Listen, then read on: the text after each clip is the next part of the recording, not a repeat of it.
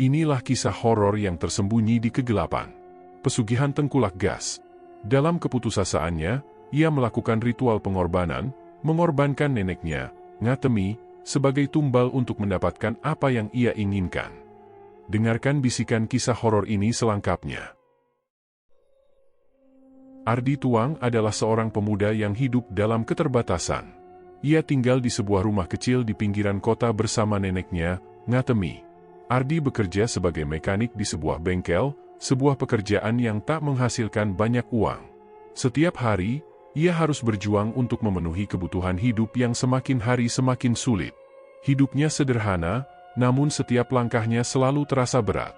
Namun, bukan hanya keadaan ekonomi yang membuat Ardi merasa tertekan. Di lingkungan tempat tinggalnya, Ardi sering dihina dan diremehkan oleh orang-orang di sekitar. Para tetangga dan teman-temannya selalu menyebutnya pemuda malas atau tidak berambisi, karena tidak ada yang melihat potensi atau usaha lebih dalam dirinya.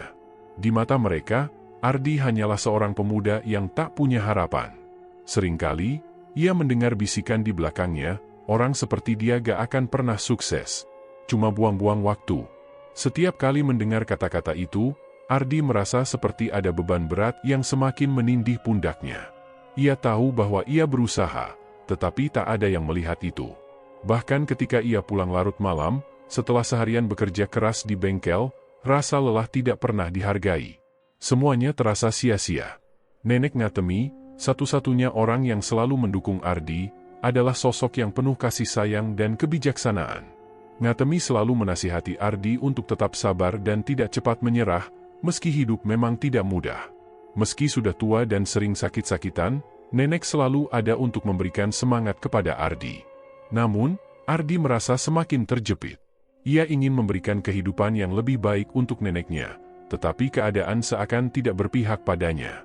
Suatu hari, setelah bekerja keras seharian, Ardi pulang ke rumah dengan wajah murung. Nenek Ngatemi yang sedang duduk di kursi goyang melihatnya dan bertanya, "Kenapa, Ardi? Kamu kelihatan lelah sekali." Ardi hanya menggelengkan kepala, berusaha menyembunyikan perasaan frustasinya. "Tidak apa-apa, Nek. Aku cuma capek. Tapi, semuanya terasa sia-sia. Aku nggak tahu lagi harus bagaimana." Nenek Ngatemi tidak mengatakan apa-apa, hanya memandang Ardi dengan tatapan penuh kasih. Ia tahu betapa berat beban yang dipikul cucunya. Namun, Ardi merasa semakin tidak ada jalan keluar. Setiap malam, ia memikirkan bagaimana bisa keluar dari kemiskinan yang mengikatnya.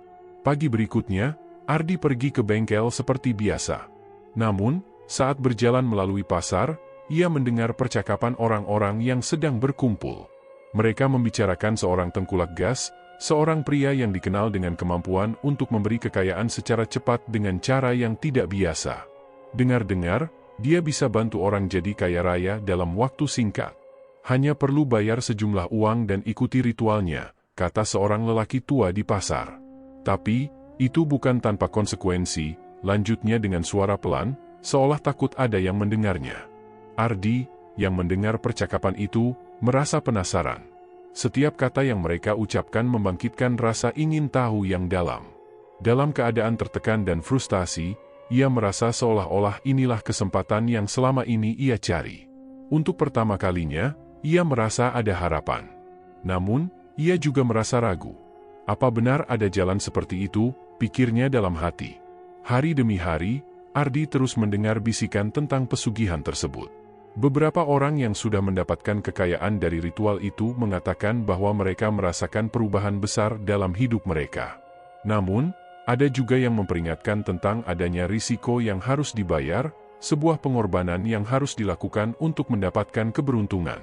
Semakin banyak Ardi mendengar tentang hal ini, semakin dalam rasa penasaran dan keinginan untuk mengubah nasibnya tumbuh.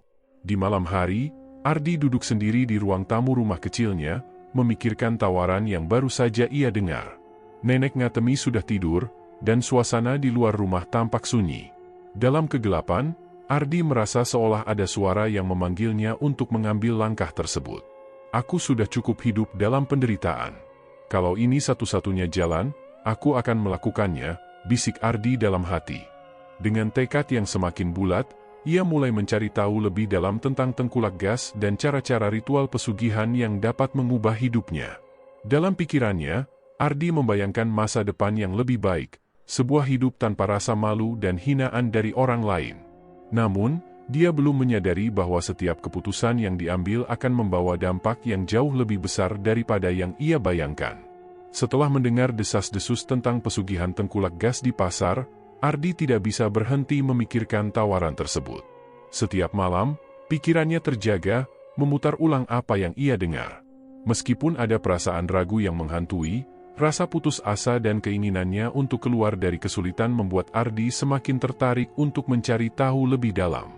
Pada suatu sore, setelah selesai bekerja di bengkel, Ardi memutuskan untuk mengikuti arah yang ia dengar. Ia melangkah ke jalan yang lebih sepi di pinggiran kota, tempat orang-orang sering berbicara tentang pesugihan tersebut. Sesuai dengan informasi yang didapat, Ardi mencari alamat yang disebut-sebut oleh beberapa orang. Jalan itu terlihat sempit dan agak terlupakan, dengan bangunan-bangunan tua yang seakan sudah lama ditinggalkan. Ardi berhenti di depan sebuah rumah kecil dengan papan kayu yang tergantung di depan pintu. Di papan itu tertulis, "Tengkulak gas," dengan huruf yang terlihat sudah pudar. Jantung Ardi berdegup kencang. Ia merasa cemas, namun rasa penasaran mendorongnya untuk mengetuk pintu. Pintu terbuka perlahan, dan seorang pria tua muncul. Wajahnya tidak terlalu menonjol, namun ada sesuatu yang membuat Ardi merasa tidak nyaman. Pria itu menatap Ardi dengan mata tajam seolah bisa melihat langsung ke dalam dirinya. "Ada yang bisa saya bantu?" tanyanya dengan suara yang dalam dan berat.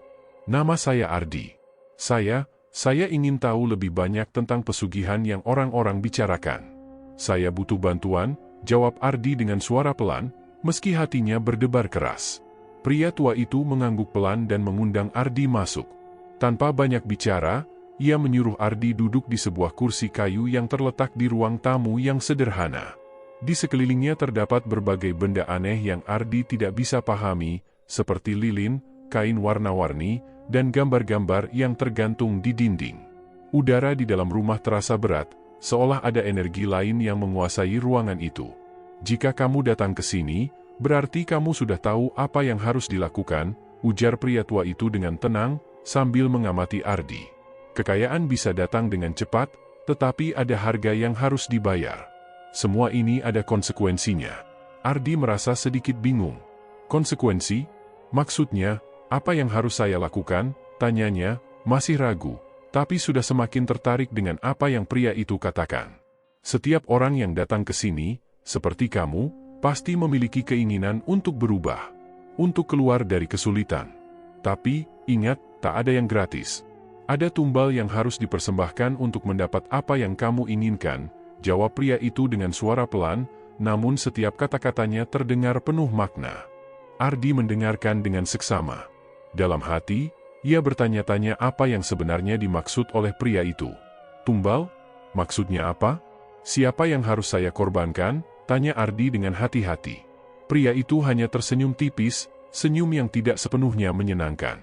"Tumbal itu bisa siapa saja, tergantung pada apa yang kamu pilih. Bisa orang terdekatmu, atau orang yang tidak terlalu berarti bagi hidupmu. Semua itu tergantung pada permintaan Nyi Roro Kidul." Nama Nyi Roro Kidul terdengar asing di telinga Ardi, meskipun ia pernah mendengar cerita-cerita tentang Ratu Laut Selatan yang terkenal dalam mitos dan legenda. Namun, dalam dunia pesugihan, nama itu terdengar lebih nyata dan penuh kuasa. Rasa takut mulai merayapi Ardi, tapi ia berusaha mengabaikannya. "Apa yang saya dapatkan setelah melakukan itu?" tanyanya, berusaha menahan kegugupan yang mulai muncul. "Yang kamu dapatkan adalah apa yang kamu inginkan. Kekayaan, kekuasaan, hidup yang jauh lebih baik dari yang kamu bayangkan. Tapi, kamu harus siap dengan harga yang harus dibayar.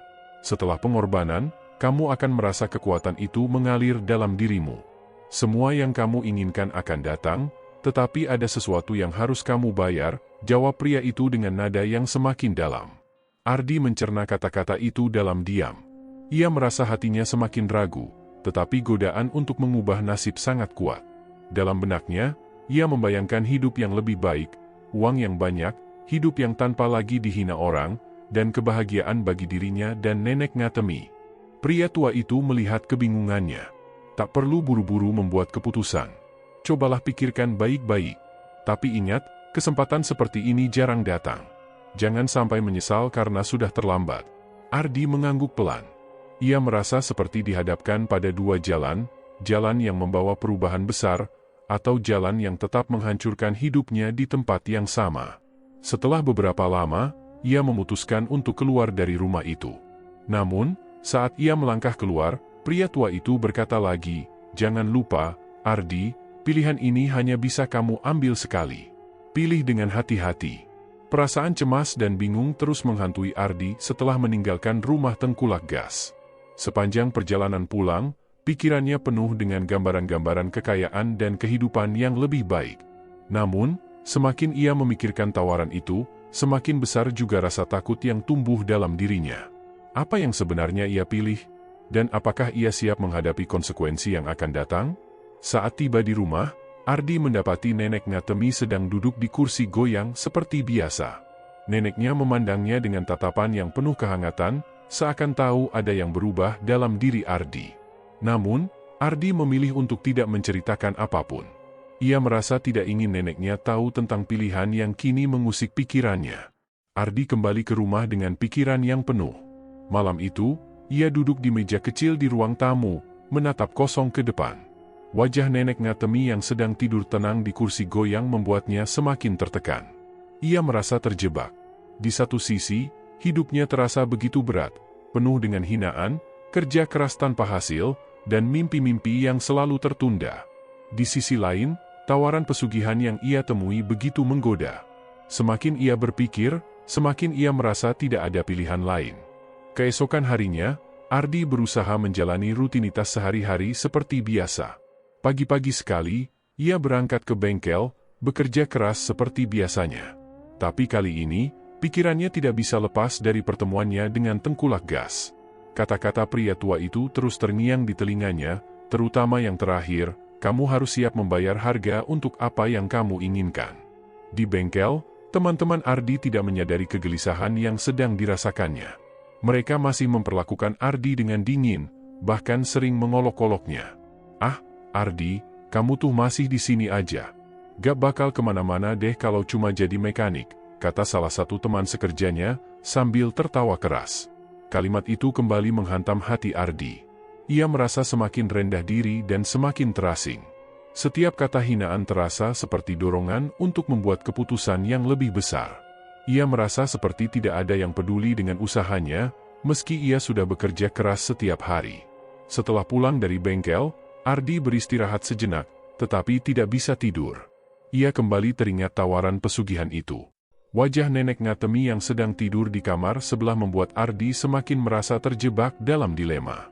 Ia ingin memberi nenek kehidupan yang lebih baik, tetapi dengan penghasilan yang tidak mencukupi, bagaimana ia bisa mewujudkannya? Ia berpikir, jika bisa mendapatkan kekayaan, ia bisa membayar utang-utang mereka, membeli rumah yang lebih baik, dan memberi neneknya kenyamanan.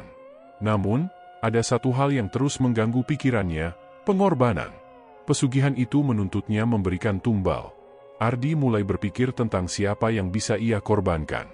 Beberapa kali ia mencoba menepis pikiran itu, namun rasa ingin berubah, ingin keluar dari kemiskinan, semakin besar.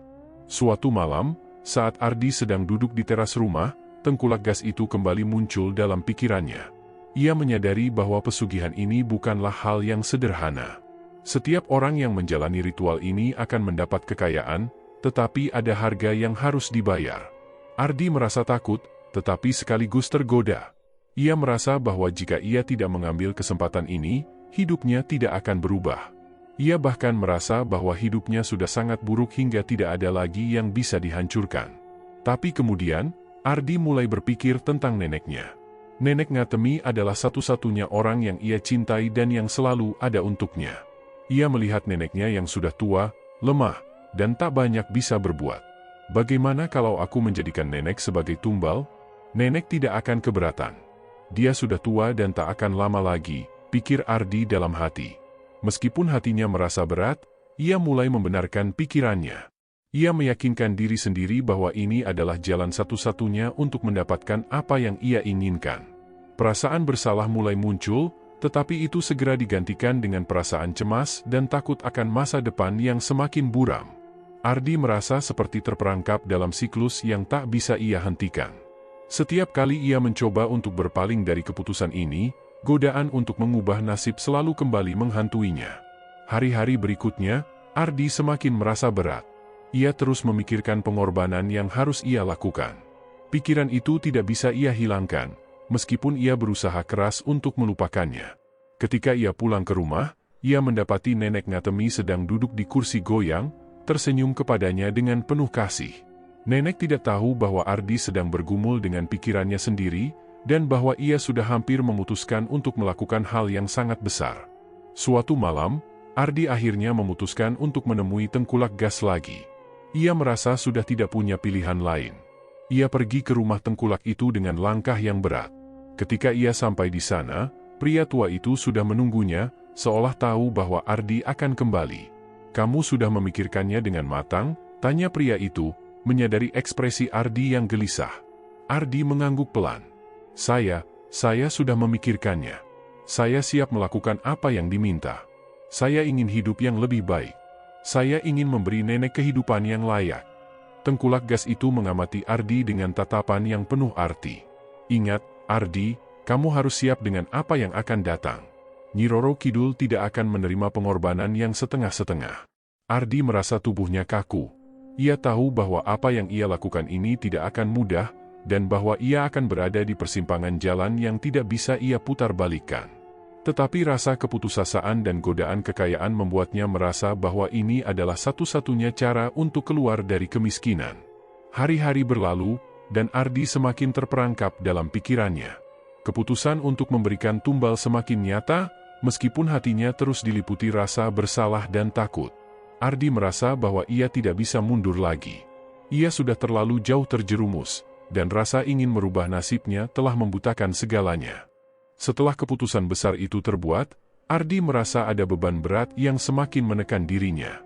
Ia tahu, apa yang akan dilakukannya tidak bisa dibatalkan. Pikirannya berputar-putar memikirkan konsekuensi dari pilihan tersebut, namun rasa takut dan keputusasaan tetap mendorongnya maju. Ia merasa seperti terjerat dalam keputusan yang tidak bisa ia lari darinya. Keputusan untuk memberikan Nenek Ngatemi sebagai tumbal bagi pesugihan ini terus menghantuinya. Setiap kali ia melihat neneknya tersenyum atau mendengar kata-kata bijak yang selalu keluar dari bibirnya, Ardi merasa semakin tersiksa. Ia tahu neneknya sangat menyayangi dirinya, dan ia tidak ingin mengecewakannya. Tetapi, ia merasa tidak ada jalan lain. Keinginannya untuk keluar dari kemiskinan yang menekan semakin besar dan ia merasa bahwa ini adalah satu-satunya cara. Ardi merasa hidupnya sudah begitu buruk, dan setiap usaha yang ia lakukan untuk mengubah nasib tampaknya selalu gagal. Uang yang ia dapatkan dari bekerja di bengkel terasa tidak cukup untuk memenuhi kebutuhan hidupnya dan neneknya. Setiap hari, ia harus berjuang keras agar bisa makan, apalagi memikirkan masa depan. Ia merasa terperangkap dalam lingkaran kesulitan yang tidak ada ujungnya. Itu sebabnya, tawaran pesugihan yang datang begitu menggoda. Hari itu, Ardi memutuskan untuk kembali menemui Tengkulak Gas. Malam hari, setelah Nenek Ngatemi tidur, ia berjalan dengan langkah berat menuju rumah Tengkulak yang ia kunjungi sebelumnya. Jalanan terasa sepi, dengan hanya suara angin yang terdengar. Ardi bisa merasakan ketegangan di seluruh tubuhnya. Ia tahu bahwa begitu ia melangkah ke dalam dunia pesugihan ini, ia tidak akan bisa mundur lagi. Sesampainya di rumah Tengkulak Gas, Ardi langsung disambut oleh pria tua itu. Wajah Tengkulak itu terlihat lebih serius daripada sebelumnya. "Kamu datang lagi. Apakah kamu sudah siap?" tanya pria itu dengan nada yang dalam. Ardi mengangguk dengan ragu, tetapi hatinya sudah bulat. "Saya sudah siap. Saya ingin melakukan ritualnya." Tengkulak Gas itu memandang Ardi dalam-dalam. "Kamu tahu apa yang harus dilakukan. Pilih waktu yang tepat. Ritual ini tidak bisa sembarangan. Semua harus berjalan dengan hati-hati. Ingat, pengorbanan ini bukanlah sesuatu yang bisa dianggap enteng." Ardi merasa tubuhnya kaku mendengar kata-kata itu. "Saya paham," jawabnya dengan suara pelan. "Saya sudah memikirkan semuanya." Pria tua itu memimpin Ardi menuju ruang belakang rumahnya, sebuah ruang yang tampak lebih gelap dan penuh dengan benda-benda aneh. Lilin-lilin besar menyala di sekeliling ruangan, menciptakan suasana yang menakutkan. Ada aroma yang kuat dari dupa dan rempah-rempah yang membuat udara terasa berat. Di sudut ruangan, Ardi melihat sebuah gambar besar yang menggambarkan sosok perempuan yang tampak seperti dewi. Matanya memancarkan aura misterius, dan ada sesuatu yang mengintimidasi dalam gambarnya. Ardi tahu itu adalah gambar Nyi Roro Kidul, Sang Ratu Laut Selatan. Tengkulak Gas menunjuk ke gambar itu dan berkata, "Inilah dia, Nyi Roro Kidul. Ratu yang akan memberikan apa yang kamu inginkan, tetapi dengan harga yang harus dibayar. Jika kamu ingin mendapatkan kekayaan dan segala yang kamu inginkan, kamu harus menunjukkan niat yang tulus." Ardi merasa hatinya berdebar kencang. Ia mulai merasa cemas, namun keputusan itu sudah ia buat. Ia merasa tidak ada jalan mundur. Ia harus melakukannya untuk masa depan Nenek Ngatemi, untuk kehidupan yang lebih baik. Tengkulak Gas mempersiapkan berbagai benda ritual di atas meja. Di atas meja itu terdapat beberapa benda yang terlihat aneh dan tidak biasa, seperti kain putih, pisau kecil, dan botol berisi cairan berwarna gelap. Ini semua adalah simbol dari pengorbanan yang harus dilakukan. "Kamu harus siap," kata Tengkulak Gas dengan suara yang semakin berat. Ardi tidak mengatakan apa-apa. Ia hanya mengangguk, meskipun rasa takutnya semakin membesar. "Apa yang harus saya lakukan?" tanyanya, suaranya terdengar tegang. Tengkulak Gas kemudian memberikan instruksi yang jelas. "Pilih malam yang tepat, ketika bulan gelap. Panggil Nyi Roro Kidul dengan menyebutkan namanya dan lakukan ritual ini dengan sungguh-sungguh.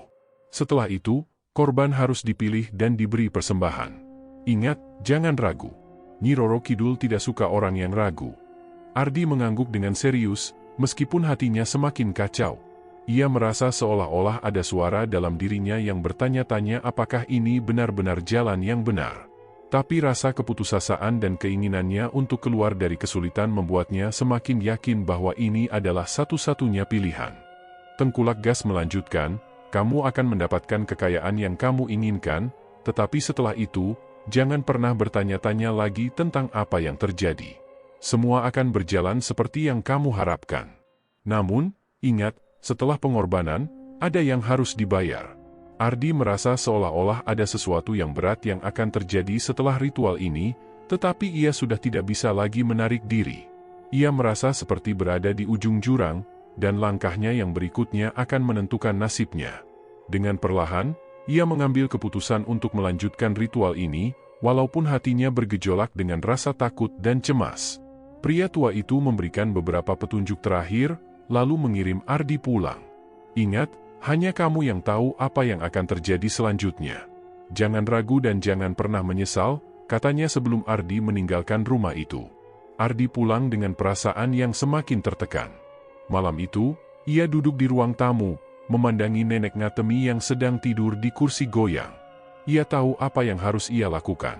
Ia harus melaksanakan ritual ini, bahkan jika itu berarti mengorbankan orang yang paling ia sayangi. Di dalam hatinya, Ardi merasakan ketegangan yang luar biasa. Ia tahu bahwa setelah malam itu, hidupnya tidak akan pernah sama lagi.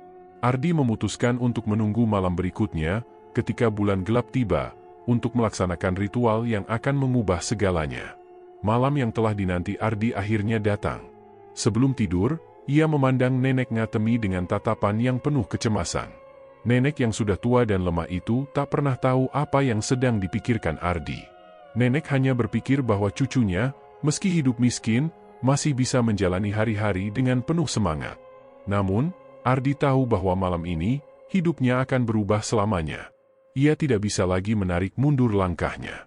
Pagi itu, Ardi pergi bekerja seperti biasa, tetapi pikirannya sudah tidak sepenuhnya ada di bengkel. Ia merasakan ketegangan yang semakin membebaninya, seolah ada sesuatu yang besar akan terjadi.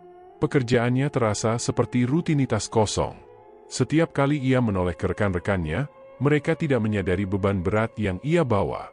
Hinaannya dari beberapa waktu lalu, yang terus mengganggu pikirannya, tampak semakin jauh dibandingkan dengan keputusan yang kini harus ia jalani. Setelah jam kerja selesai, Ardi pulang lebih cepat dari biasanya.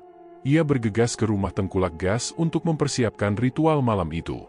Jalan yang biasa ia lewati terasa lebih panjang, lebih sepi, dan semakin gelap.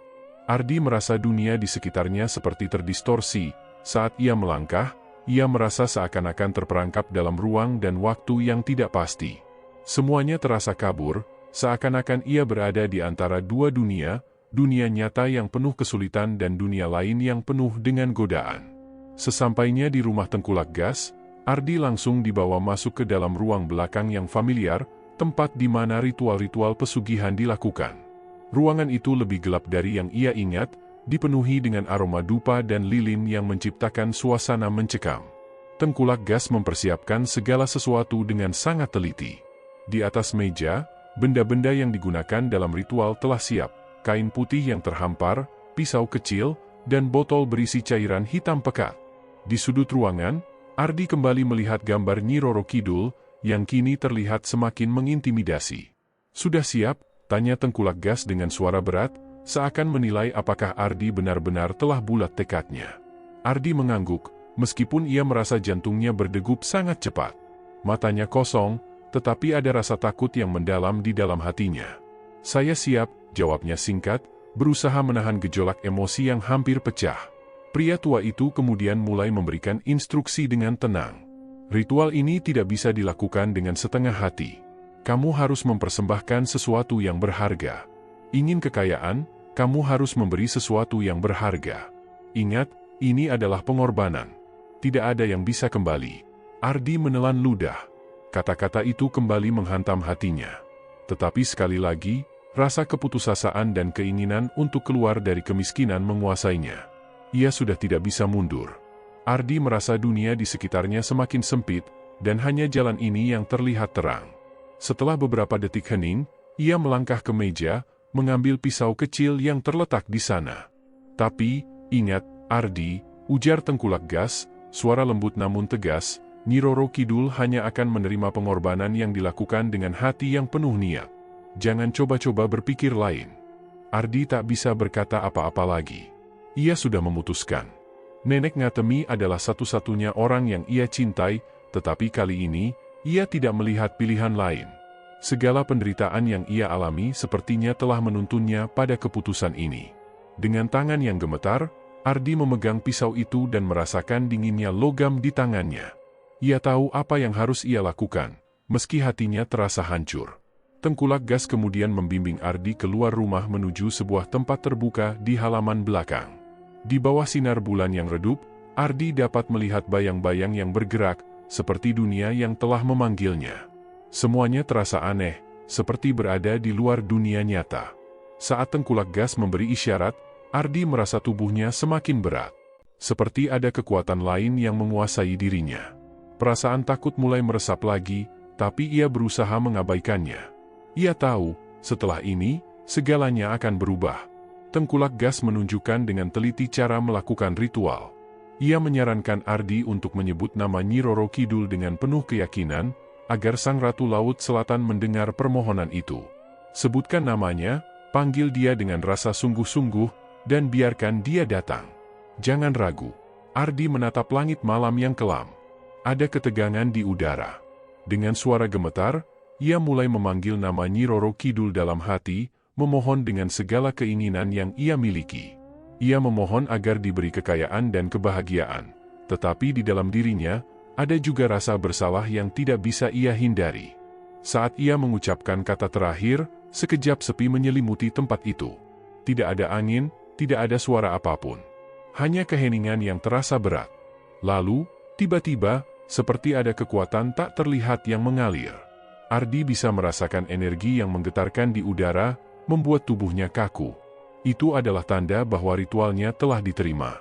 Tengkulak Gas menatap Ardi dengan penuh perhatian. "Sekarang, persembahkan tumbalmu," katanya dengan nada yang rendah. "Saat kamu meletakkan pengorbananmu, semuanya akan selesai.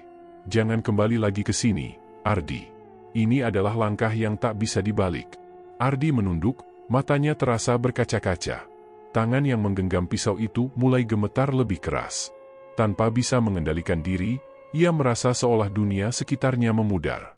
Ia tahu bahwa malam ini, ia sedang membuat keputusan yang akan menghancurkan sebagian dari dirinya sendiri. Di saat itu, ia kembali memandang wajah neneknya yang selalu penuh kasih.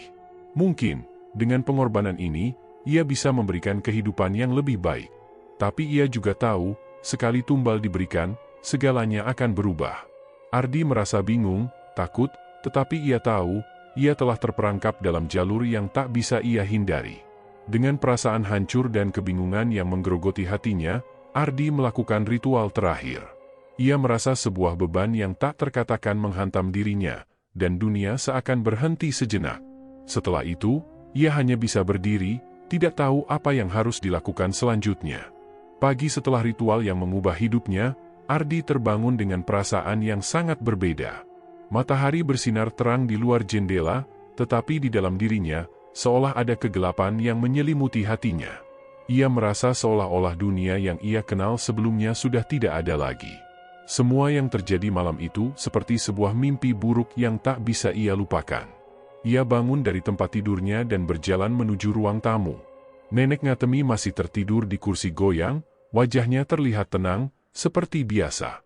Namun, bagi Ardi, setiap detik yang berlalu terasa semakin berat. Ia mengingat kembali ritual yang dilakukan malam itu, nama Nyi Roro Kidul yang dipanggil dengan penuh harap, pengorbanan yang dilakukan, dan janji yang diberikan.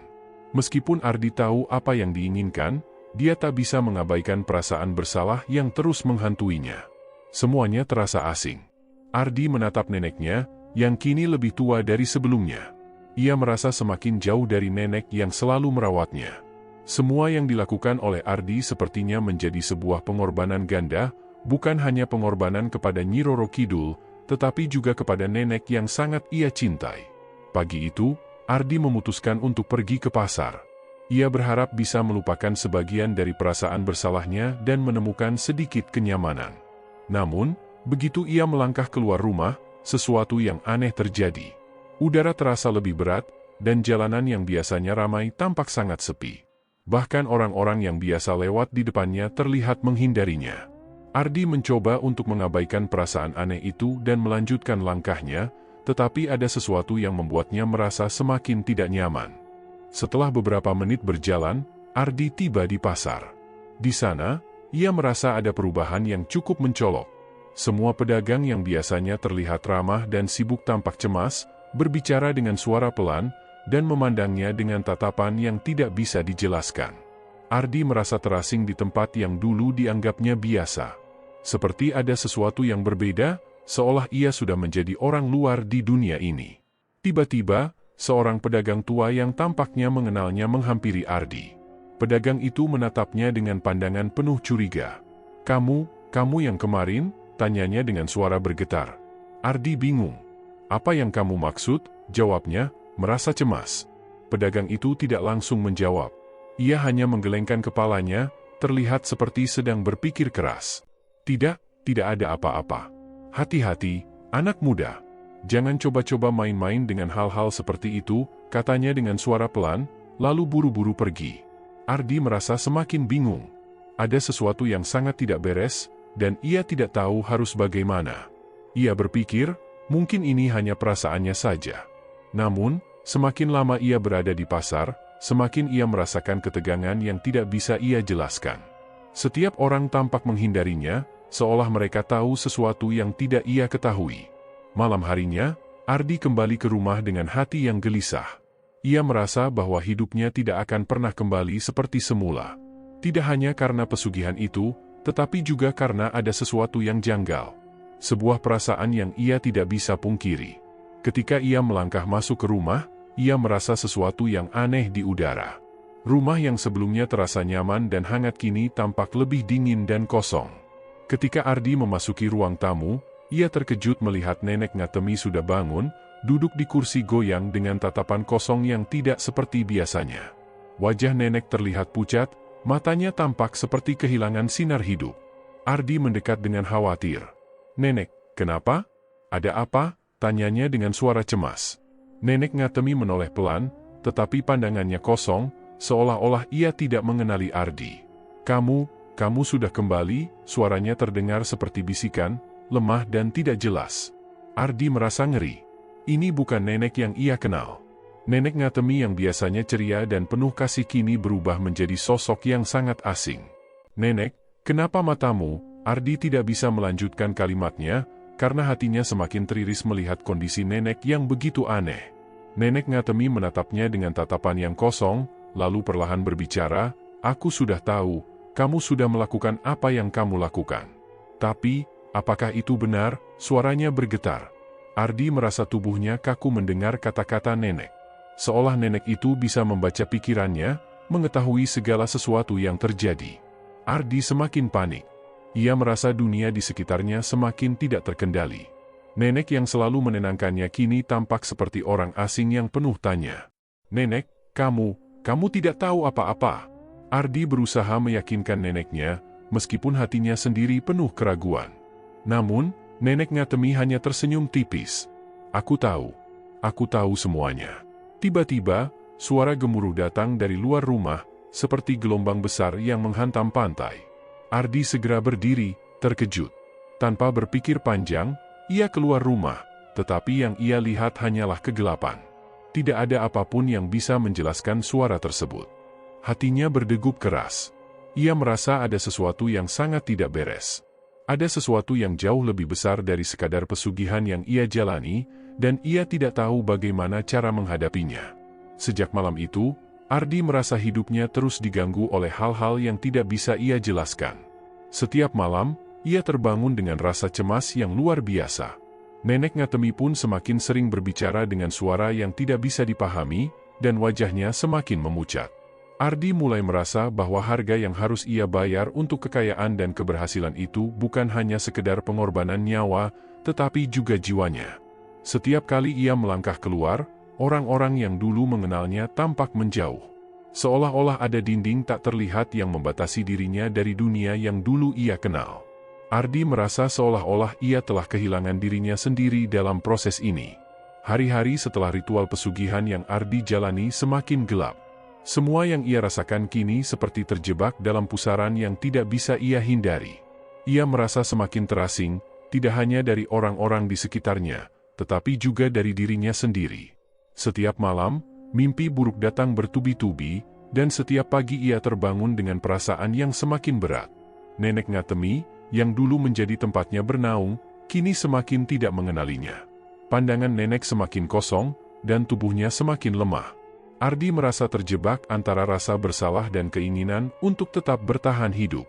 Ia berusaha menahan diri untuk tidak mengungkapkan apa yang terjadi, tetapi ada dorongan yang semakin kuat untuk mencari jalan keluar. Meskipun segala sesuatu dalam hidupnya telah berubah, ada satu hal yang tetap jelas, ia membutuhkan kekayaan yang dijanjikan. Namun, semakin ia mencoba untuk menikmati hasil dari pesugihan itu, semakin ia merasa bahwa harga yang harus dibayar semakin tinggi.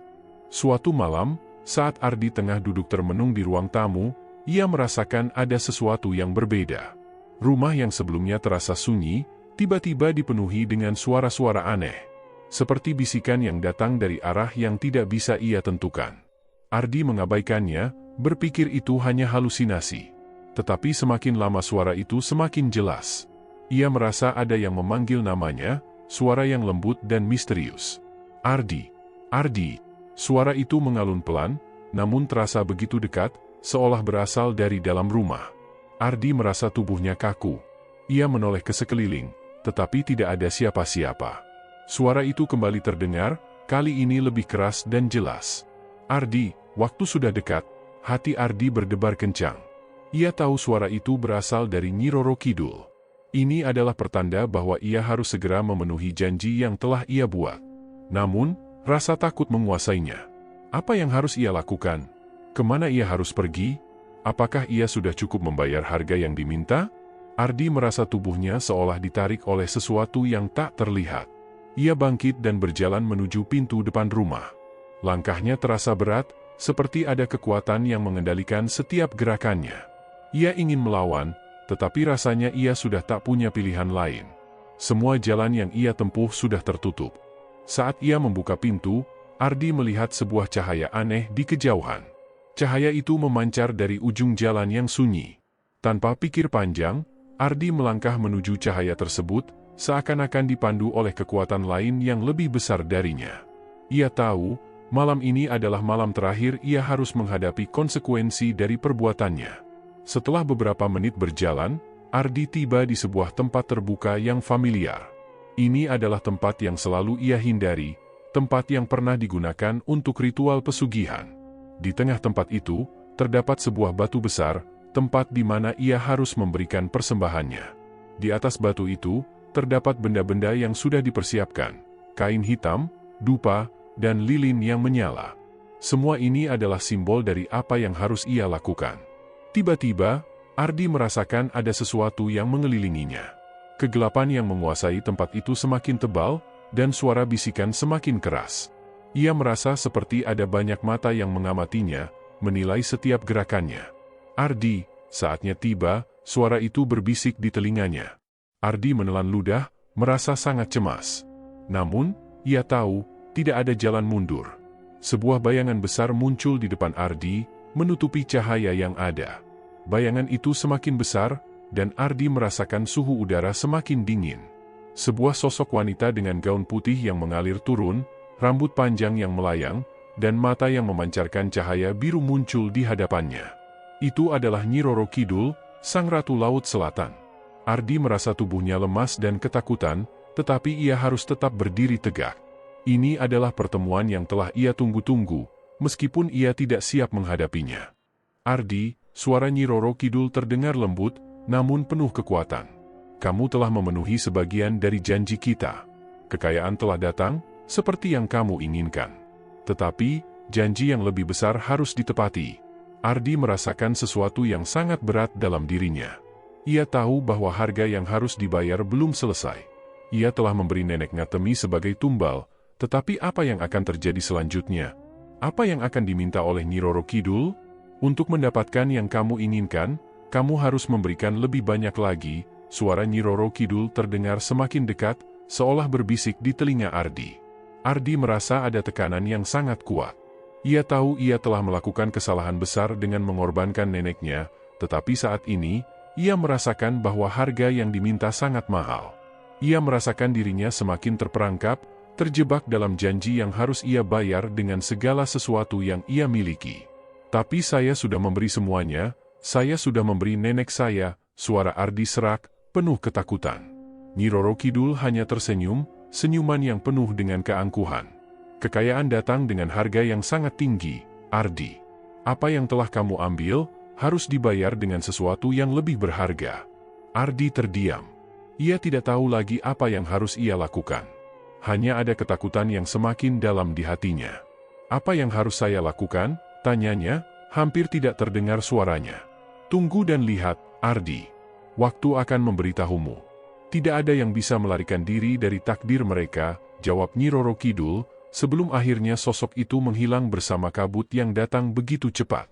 Ardi berdiri terpaku di tempat itu, bingung dan ketakutan. Ia merasa seolah hidupnya telah selesai, terjebak dalam sebuah permainan yang tidak bisa ia menangkan.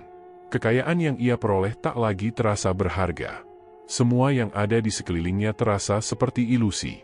Sesuatu yang sangat besar telah ia bayar, dan ia tahu, akibat dari perbuatannya baru saja dimulai. Dalam perjalanan pulang, Ardi merasakan dunia sekitar mulai berputar. Langit yang biasanya cerah kini terlihat buram. Jalanan yang ia lewati terasa semakin panjang dan gelap. Setiap langkah terasa seperti melangkah lebih dalam kegelapan, dan ia merasa semakin terasing dari dunia nyata. Kekayaan yang ia impikan kini tidak bisa menghilangkan rasa takut dan penyesalan yang menguasainya. Malam itu, Ardi kembali ke rumah dengan perasaan hampa. Ia tahu, ia telah mengorbankan lebih banyak dari yang ia bayangkan. Apa yang akan terjadi selanjutnya, ia tidak tahu. Tetapi satu hal yang pasti, hidupnya tidak akan pernah sama lagi.